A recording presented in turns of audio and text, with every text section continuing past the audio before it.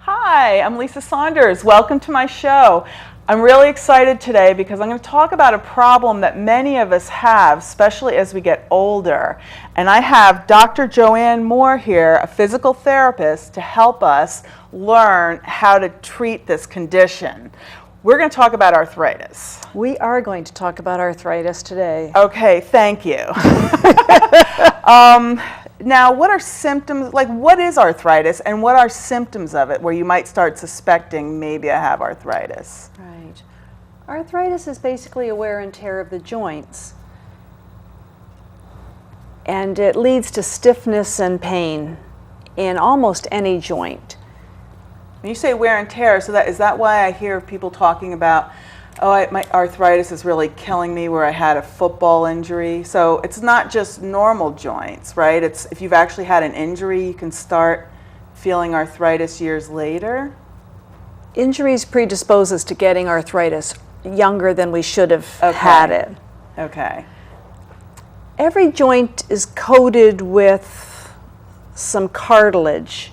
Maybe we could take a look at a slide. It's okay, slide, so we can kind of picture. Slide number 2 shows us the cartilage that's in a joint that is a barrier.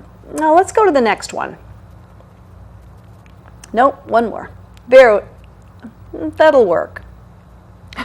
There we go. We're normal. We're still young. We're normal.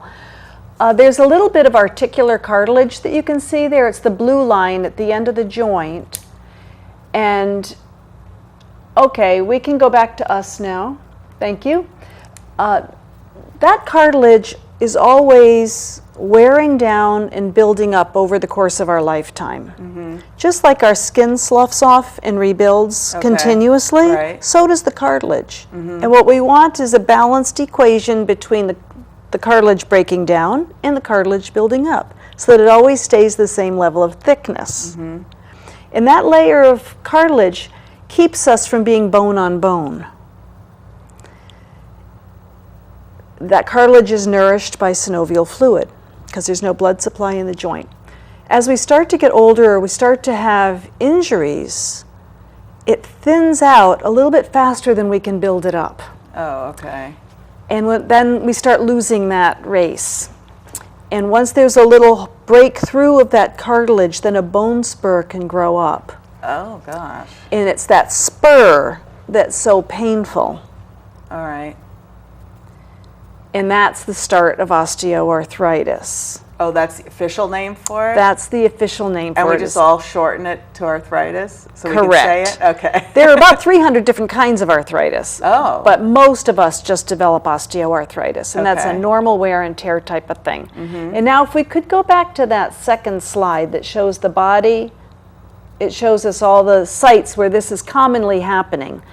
So the red joints are the ones that are affected typically. It's the neck and the low back, the hands, the hips, the knees, and the great toe. And that's... so when you say great toe, do you mean the big toe? The big toe. Right, the joint of the toe? The joint, and sometimes it looks like a bunion, where it starts veering off in the wrong direction. Okay. So those are the joints that are typically involved in osteoarthritis. And sometimes it's the shoulder as well. Okay, you don't have little red things on the shoulder, but correct in that case. But these are that's great. Thank you. So this is why my hands are starting to feel a little funny. Exactly. That cartilage should be oiled and slick, like an ice skating rink. It should just be a frictionless gliding. Okay. And when it starts to thin or become inflamed, then you don't get that frictionless movement anymore. Okay, so all right, so if you're starting to feel aches in those areas that you mentioned, that's when we might think that we might have arthritis. Well, in the beginning, you're having only inflammation. And if we could take a look at the fourth slide, maybe the third slide, it shows inflammation is a reversible condition. So if you're just starting to get some joint discomfort, perfect. Now is the time for intervention. Thank you very much. With the inflammation, there's been no damage to the tissues yet. So you can reverse the inflammation. And is this the time to run to a physical therapist? A physical therapist or your pharmacist, because there are great medications for this as well. They are disease-modifying drugs. They completely reverse the process. Oh, really? So now is the time to take something like glucosamine with chondroitin, because we talked about that equation, and you want to build up at the same rate that you're breaking down. And there's nothing that can help you build up faster, but the glucosamine with chondroitin can help you break down more slowly so that your ability to keep up is improved. Because I always thought people made that up, that they were, watching these shows and taking all these vitamins and everything. So this is a real thing. Okay, the reason that there's some controversy about that is because some people wait too long to take it. So if you still have some cartilage there, you have something to protect and to work with. Okay. If you wait until there's no cartilage left, then there's nothing to protect. So this is something I always never tell doctors hardly any of my problems because I'm afraid they're going to stick me on medicine or something. Oh. But this is one of those that I should mention. I like that, and it's not a medicine really. It's a kind of a food supplement. Okay. And so you just buy it in the store over the counter. All right. It's not considered a medication. And so you don't think there's big side effects to that, or you probably I should have tell not your heard. pharmacist. I have not heard of any side effects, but it's always a good idea to talk over with your pharmacist anything that you want to take. Right, even herbal medication, I know you should. They're real. Right, they are real. They And really do something to you. If they have an effect, then you need to consider how it's going to interact with other drugs that you might be taking. Now tell me about your practice. Do you treat a lot of people at your practice for arthritis? Yes, we see a lot of people with arthritis. Most of my doctoral work was done in the study of arthritis. Okay. And we see people who have rotator cuff injuries because the bone spur has hooked onto the rotator cuff and there's been wear and tear and erosion, and eventually it ruptures the rotator cuff, so they have to get it sewn back up by the surgeon. Oh, wow. We see people who need total knee replacements, total hip replacements. But we can also do a lot of prevention. Okay, what could I do if I came to your practice? Now that's in East Lyme, correct? Okay, what can I do to prevent? Okay. We encourage people to have their joints properly aligned. If you think about the tires on your car, and if they're a little out of alignment, how it wears out on one side. Yes. Well, if someone is flat-footed and they're turning in this way, their knees are going to kind of knock together a little bit. They're bearing more weight on the inside of the knee than on the outside of the knee. And so the inside of the knee, the front middle side, is going to wear out faster. You're going to develop arthritis on the inside of the knee because you're putting all your weight there. Okay. Where if someone has very high arches, they may bear more weight on the outside of their knee. So I really like to put a little bit of a lift in their shoe, a little bit of an orthotic to correct the foot. Okay. It puts the knee in good alignment and allows that cartilage to heal early on. And especially if that person is a runner or an athlete of some sort, or they're on their feet at work all day. If we can just correct the alignment, that's going to help prevent a lot of the weight bearing on the wrong side of the joint and equalize it.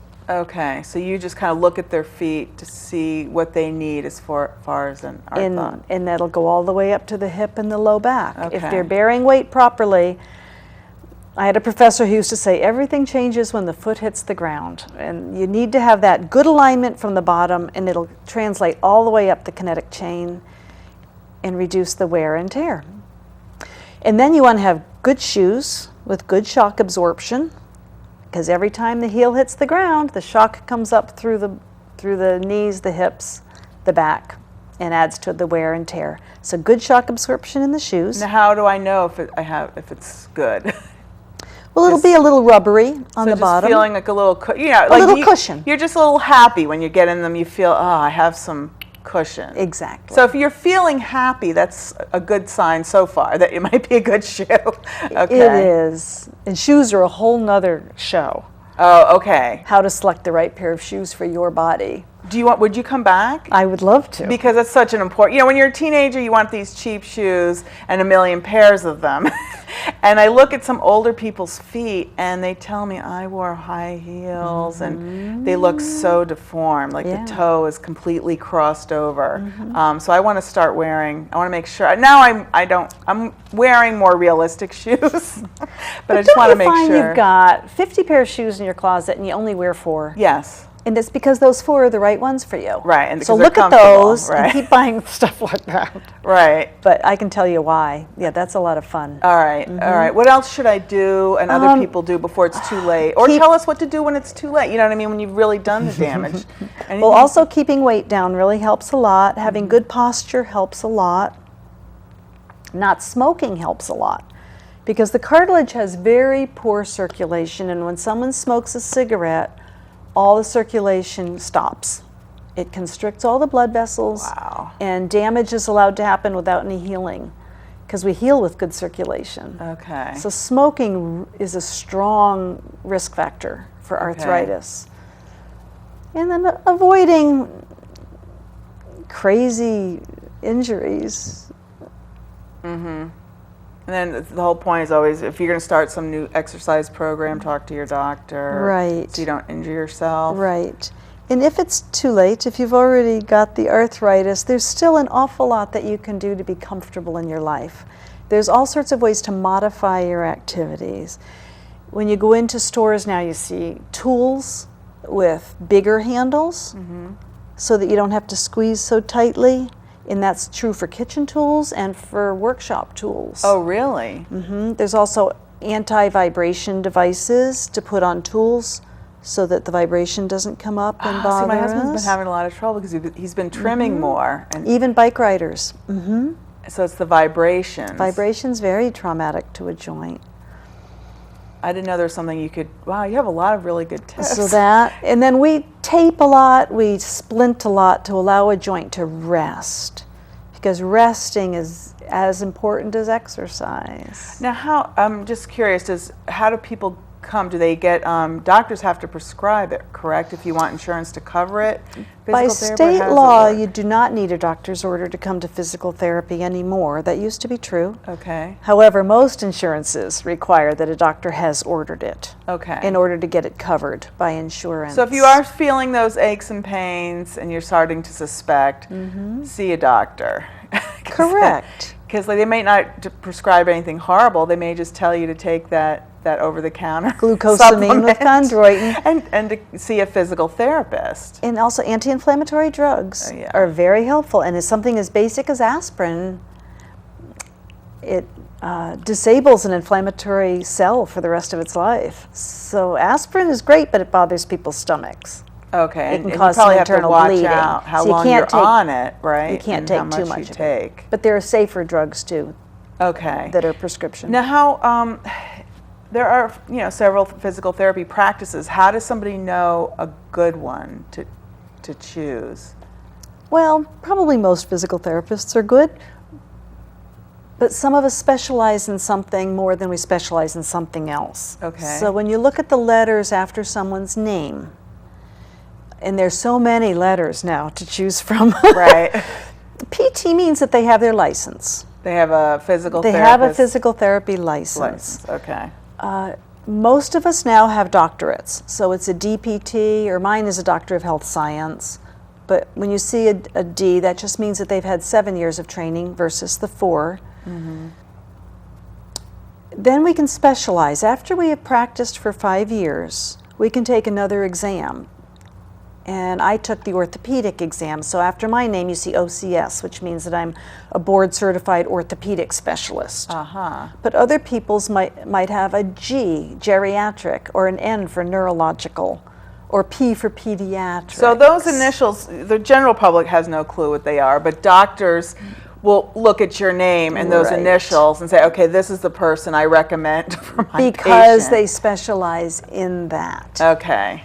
Right. So lots of us are great, but we may not specialize in that particular problem. Now you have several people in your practice. We have 7 therapists, and 2 work only with pediatrics, and 1 is a certified hand therapist, and the rest of us are orthopedic and neurological.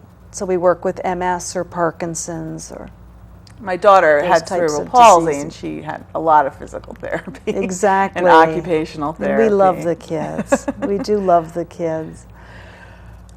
Do you have exercises you could show me? Because I saw that you had some hand exercises, and I really could use them myself. Yes. Now, exercises are important because when we exercise gently, the synovial membrane around the joint starts to produce more oil. Mm-hmm. And then as you gently move, the oil is spread over the surface of the cartilage. So if we have a little rough spot, it just feels better because it's oiled.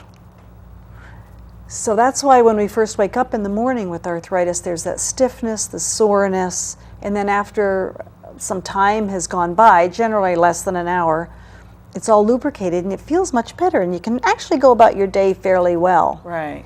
But maybe after you've sat for an hour, you feel the stiffness again when you first get up. You'll feel it in the knees. Like after a movie, you kind of have to stand for a few minutes. And drive, and car do rides that. can be terrible. Exactly. So the reason for that is because when we're sedentary, the synovial membrane stops producing the oil and it dries out. And that's when we're most at risk of an injury, of tearing more cartilage.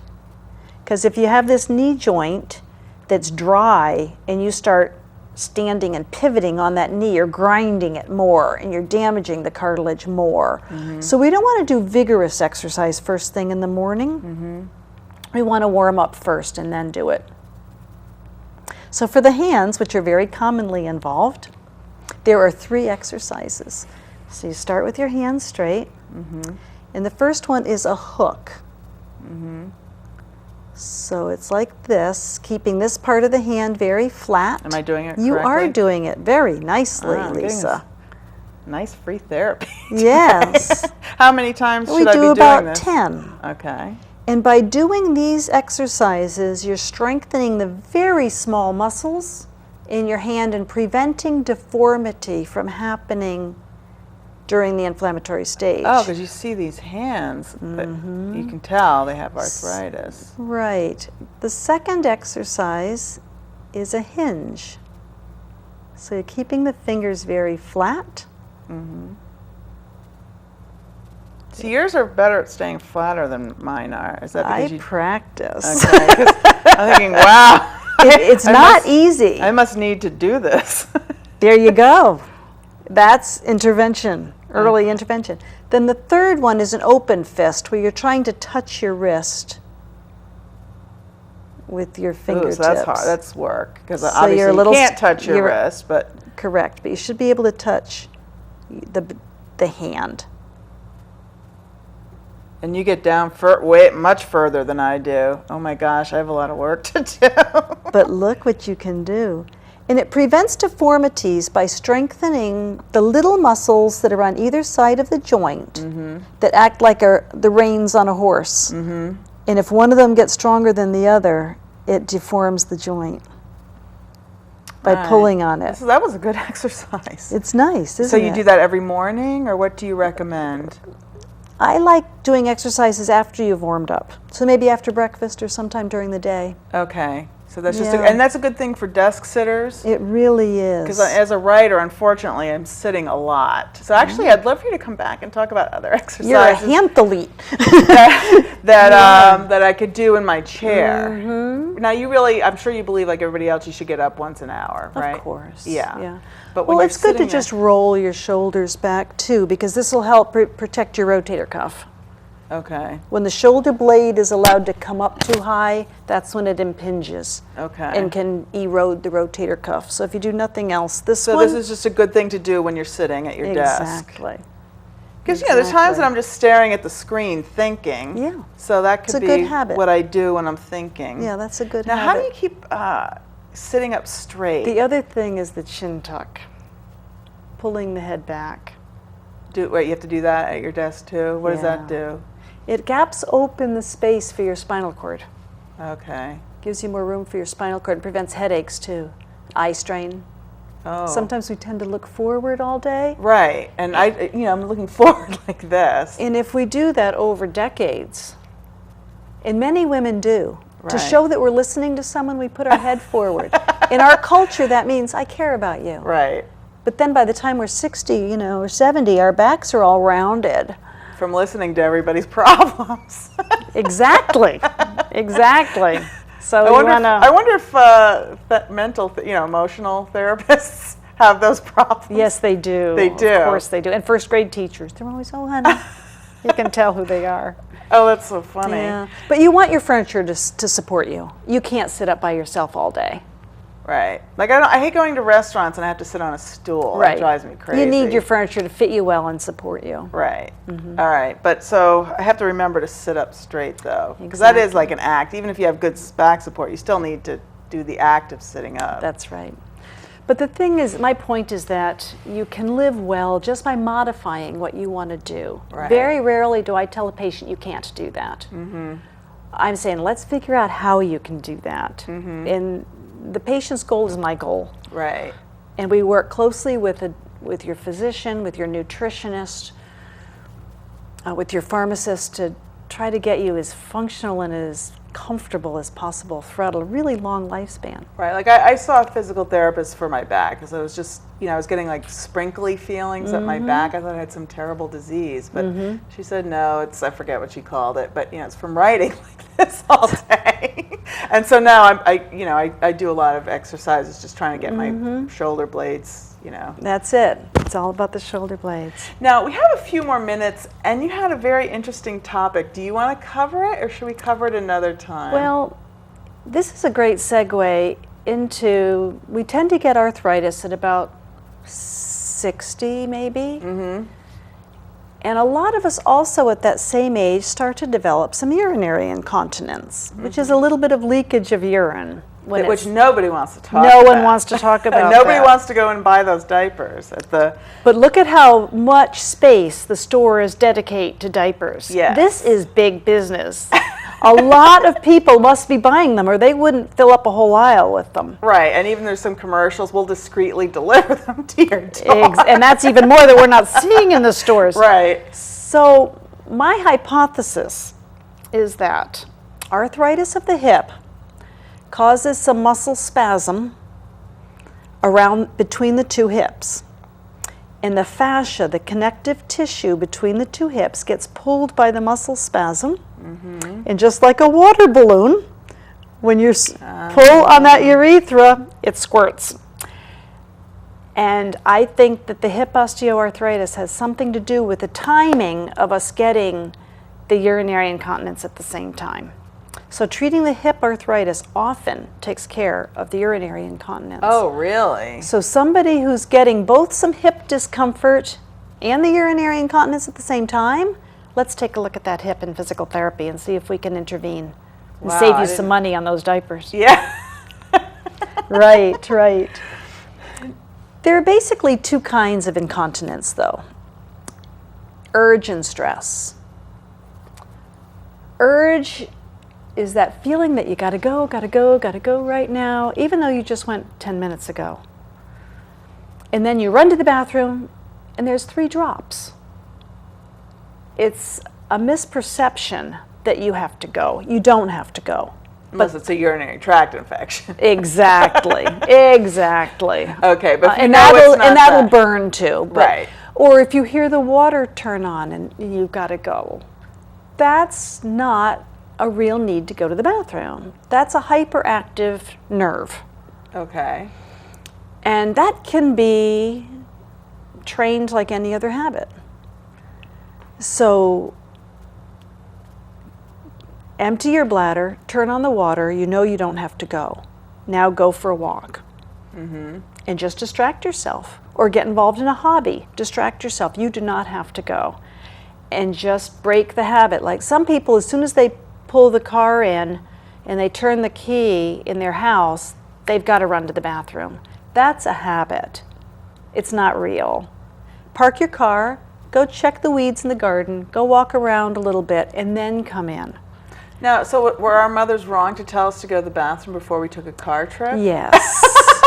That's a call just in case. Although I won't blame mothers for anything. If that helps to get them where they need to go, that's okay. But it does upset your neurological system.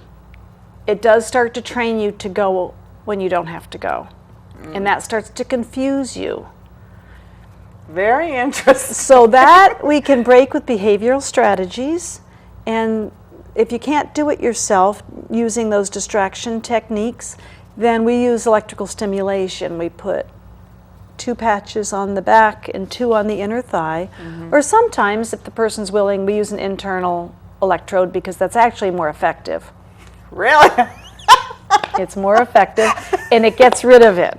Wow. It gets rid of it. This is something you can do in your office? We do it in my office, and I'll see a patient once a week for 6 weeks. It's a 20-minute session, and they're cured. For the most part. Amazing. It is amazing. You do not have to live with that. Now, stress incontinence is the other. That's called urge.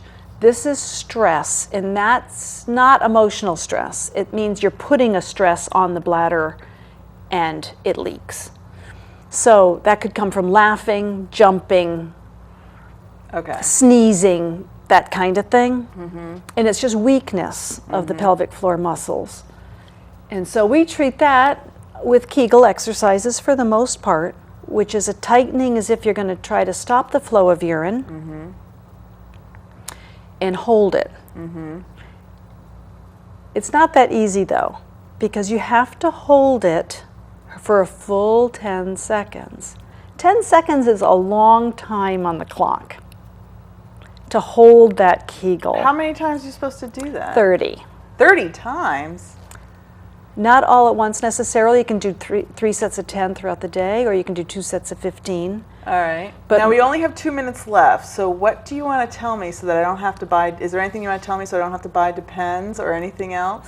Well, since you bring that up, I love chemistry, and I'm going to show you, if you haven't solved the problem yet, there is a way. If you have to buy pads, make sure you buy the right ones. All right.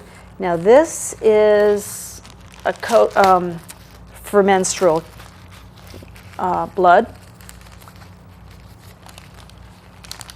And you can see that when I pour this, can you hold that for me just kind of flat?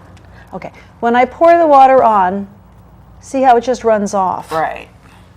These don't work. And you're just going to get frustrated because it's going to leak everywhere. Okay. This one is intended for urine? For urine. Okay, so you really can't just use... And you see how I can pour... Yeah, so there is a difference. A whole cup of water onto this. Wow. And it does not leak. So you really want to get the right kind of pad. Okay. All right, so if you have, until they can get treated and cured. All right, well, thank you so much. In the meantime. Well, thank you so much for coming. Thank you. I can't wait to learn some more exercises. It's my pleasure. Thank you. Thank you for having me. Thank you so much for joining us on the Lisa Saunders Show. See you next week.